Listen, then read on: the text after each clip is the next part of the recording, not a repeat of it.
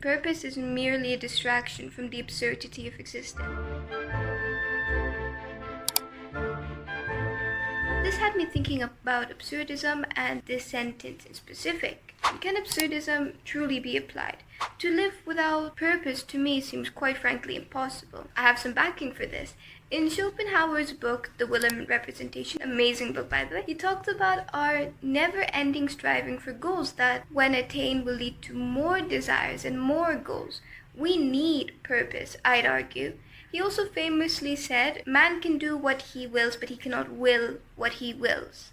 As long as we're alive, we'll always desire purpose, even though Albert Camus talks against it and preaches absurdism. Everything we do is inherently for a purpose. The people posting those videos might do it for the purpose of educating us or creating a following for further goals they must have. We cannot control our will, full stop. And I love the idea of absurdism, but I heavily doubt it can truly be applied. To find meaning in suffering, and for that suffering to be the meaning, I just can't comprehend that. That being said, I don't think we can never truly apply it, more so the amount. After all, Sisyphus was a myth.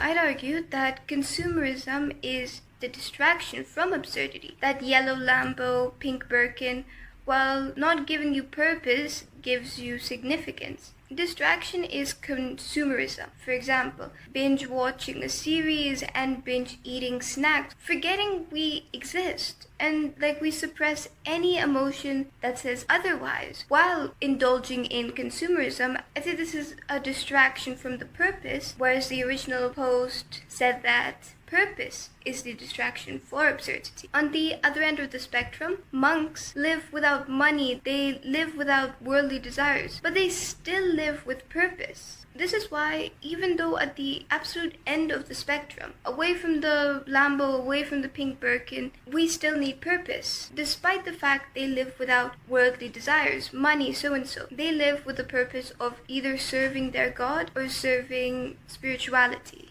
But it's purpose nonetheless. The meaning of life is to give life meaning. In Man's Search of Meaning, he says, suffering ceases when we find meaning in it, which in turn can be quite literally taken as without meaning, life is pure suffering. Animals too live with purpose. Their purpose is simply to survive. And so why do we seek more than just to simply survive? When eating, drinking water, and sleeping isn't enough, what do? It's possible it's because with life comes inherent suffering. It's unavoidable, really. Life is full of suffering, and without a clear purpose, we don't know what we're suffering for, which in turn must make having no purpose unbearable. And having purpose justifies the inherent suffering that comes with life. Now, suffering isn't bad, full stop. As seen with Nietzsche's Übermensch, if we didn't seek suffering, we would experience very little happiness, high risk, high reward, and in turn achieve even less. This is partly why people say your comfort zone will kill you.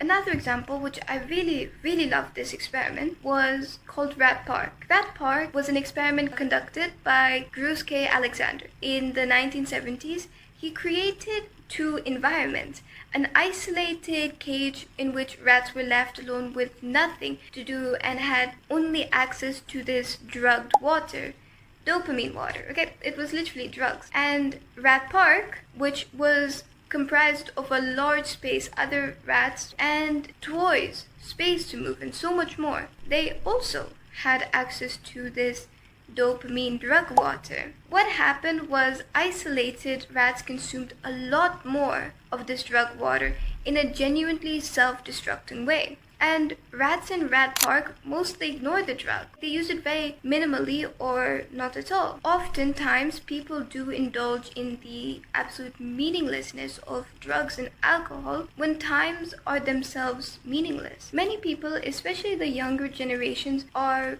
turning to drugs because of the feeling of emptiness, just like those rats in the isolated cage. We need a reason to be happy. This means we need a purpose worth living for. It's been proven that boredom makes it easier for you to understand your purpose or meaning. I mean, obviously, because when you're scrolling, you're not thinking.